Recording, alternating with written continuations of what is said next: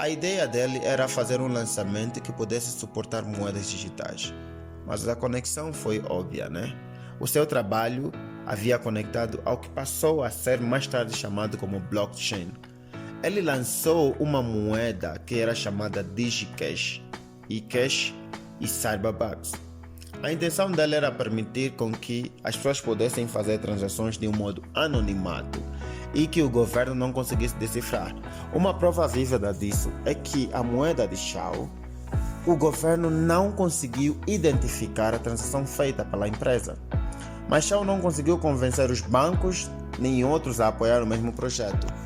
E por ser numa época muito difícil, ele não tinha o suporte da internet para poder efetuar as transações ponto a ponto. Infelizmente, o projeto da DigiCash acabou caindo em falência em 1998.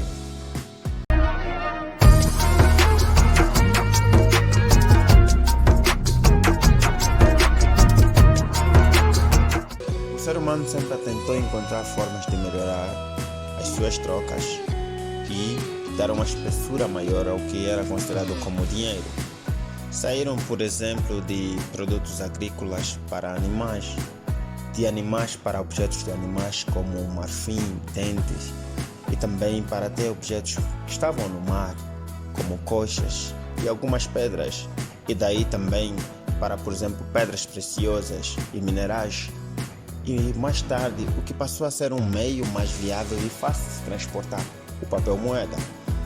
Mas apesar de tudo isso, ainda passou a haver muitas dificuldades. Isso foi bem comprovado com o que aconteceu a um empresário chamado Fred McNamara. Ele foi a um restaurante e mais tarde ele percebeu que havia esquecido a sua carteira. Daí ele se confrontou.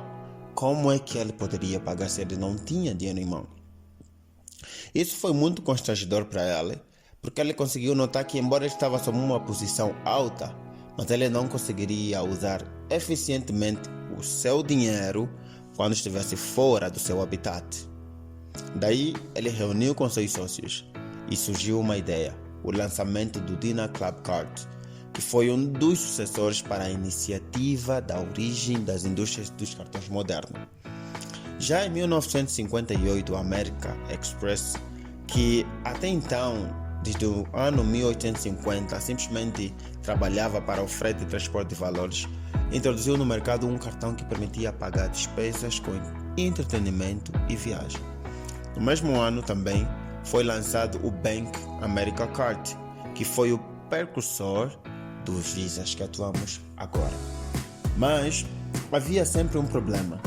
As pessoas, embora poderiam usar esse cartão, mas teriam que pagar impostos ou juros altos por isso.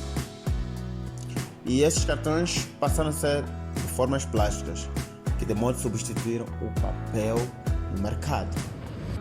E também, já no ano 1979, esse programa foi reajustado. A American Card, ou American Express, desenvolveu um programa que era chamado MasterCharge. E esse MasterCharge mais tarde passou a ter o nome de Mastercard. É tão interessante que a evolução que se teve do papel moeda para o card, ou para o cartão, ainda o governo continua a ter uma influência maior. A grande diferença era uma. Simplesmente as pessoas não precisariam carregar tanto dinheiro em mão, mas poderiam ter a substituição desse dinheiro num cartão.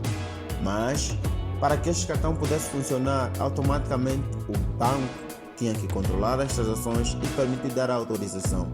E até certo ponto, quando o banco decidisse, se passasse a ter alguns problemas, algumas transações poderiam ser canceladas. E daí não parou.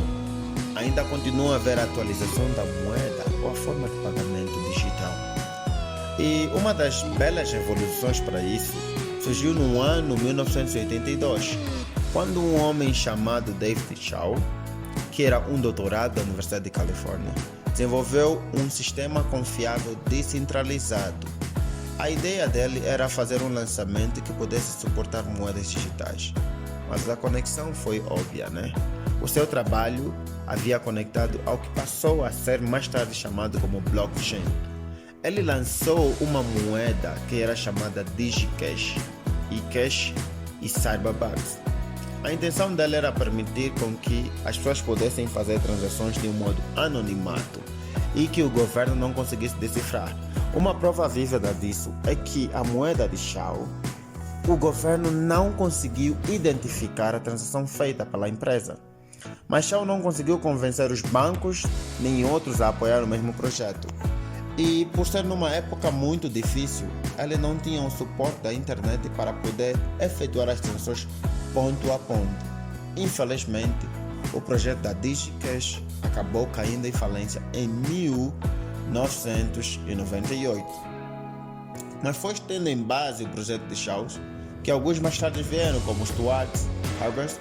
Eles usaram o sistema de blockchain para poderem criar carimbos que não pudessem ser adulterados.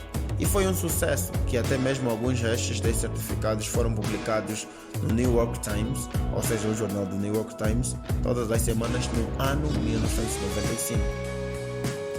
Conseguimos ver que estávamos a começar a progredir para uma possível evolução do dinheiro. E as coisas começaram a melhorar ainda, quando em 1998 surgiu a PayPal como carteira digital.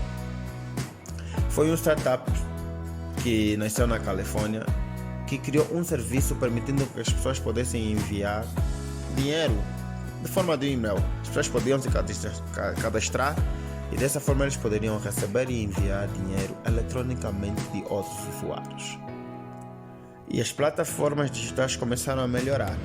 Já no ano 2007, em junho, ocorreu o lançamento do iPhone pela Apple. E deste começou a ser liberado pela Google o lançamento do sistema operacional Android. O surgimento dessas duas plataformas abriu um grande espaço de possibilidade para pagamentos móveis, que tornariam o centro das atenções nas décadas seguintes. E tudo mudou já no ano 2008. Passando até várias décadas de pesquisas sobre criptografia, aí resultou o que mais tarde as pessoas passaram a conhecer como Bitcoin.